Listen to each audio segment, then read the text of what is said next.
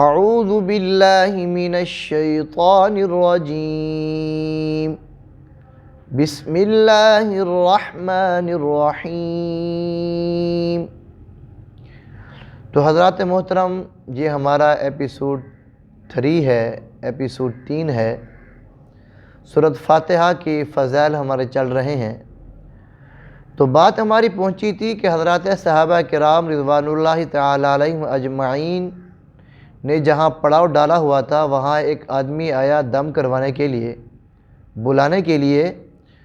تو سیدنا ابو سعید خدری رضی اللہ تعالی عنہ نے کہا کہ ہم دم کرنا جانتے ہیں۔ وہ اٹھ کر وہاں چلے گئے، سورۃ فاتحہ پڑھ کر ان کو دم کیا۔ کأنہا نشط من عقال، گویا اس کی گرہ کو کھول دیا، یعنی اس کو اس طرح محسوس ہوا کہ کبھی تکلیف ہو ہی نہیں۔ فرمایا کہ شرط پوری کرو، 30 بکریاں ہمارے حوالے کرو۔ چنانچہ 30 بکریاں گن کر ان سے لیں، مگر تقسیم نہ کیں، آپس میں بانٹی نہیں، ایک دوسرے کو دی نہیں کہ مدینہ طیبہ میں جا کر حضور علیہ السلام سے دریافت کریں گے، اگر ہمارے لیے جائز ہوں گی تو تقسیم کریں گے، ورنہ مالکوں کو واپس کر دیں گے۔ مدینہ طیبہ جب پہنچے تو حضور علیہ السلام سے دریافت کیا۔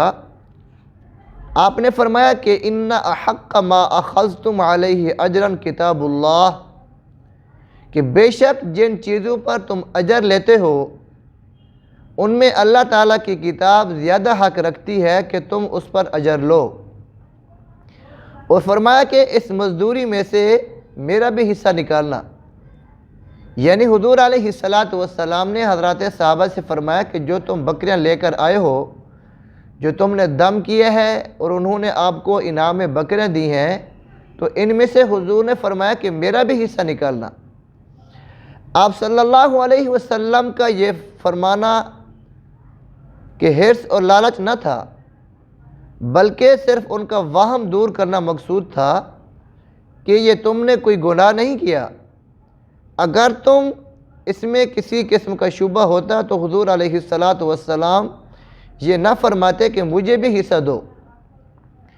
اس روایت کے پیش نظر تمام فقہاء کرام کا اس بات پر اتفاق ہے کہ اگر کوئی تعویذ اور دم کرنے پر اجرت لینا چاہے تو لے سکتا ہے، کوئی گناہ نہیں ہے۔ تو اس صورت کو صورت شافیہ میرے بھائیوں کہا جاتا ہے کہ اس میں اللہ تبارک و تعالی نے شفا رکھی ہے۔